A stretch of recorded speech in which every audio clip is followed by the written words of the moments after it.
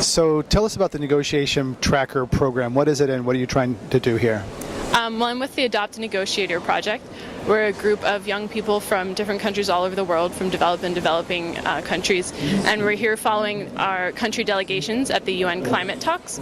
So we'll follow our delegations around, try to figure out our country's positions, what they're doing here at the talks, whether they're helping or hindering, and then we blog about what's going on here for our readers back at home and try to help them understand what's going on here. So I feel like part of our role here is to kind of shine a light on what our delegation is doing and kind of keep them honest, let them know that people back home are watching, because especially for the United States and other democracies, the people here are really representing, the people of the United States and our perspective.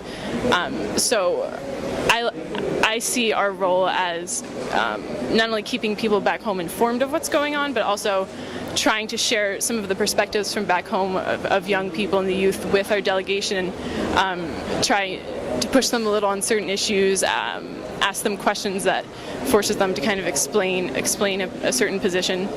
One important thing that's going on here is kind of the tensions between the US and China over an issue called MRV, actually whether other countries can see what countries are actually doing at home domestically to reduce their emissions, and whether that matches up with the obligations that they've inscribed here at the UNFCCC. And there's been a lot of tension between the US and China on this issue.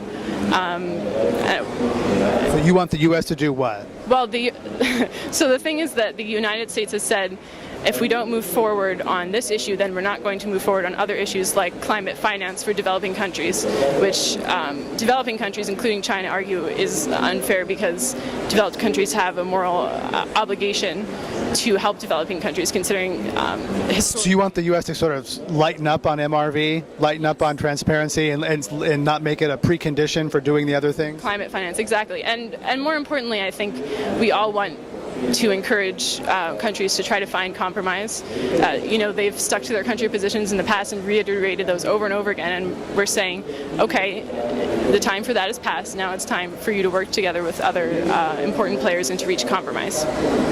Excellent. Are you hopeful about anything really happening here at all, or is this kind of just an inch along the road to the ultimate goal?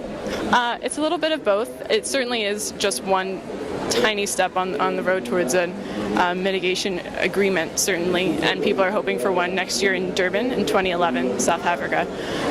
But I do think there are some specific issues that could be agreed upon here that could be really important. Climate finance, as I mentioned, is one of them.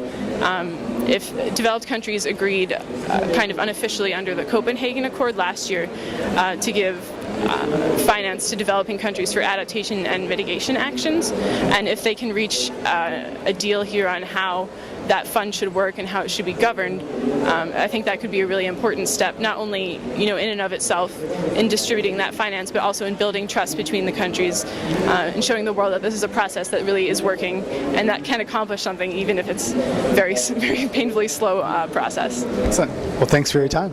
Thanks. Thank you.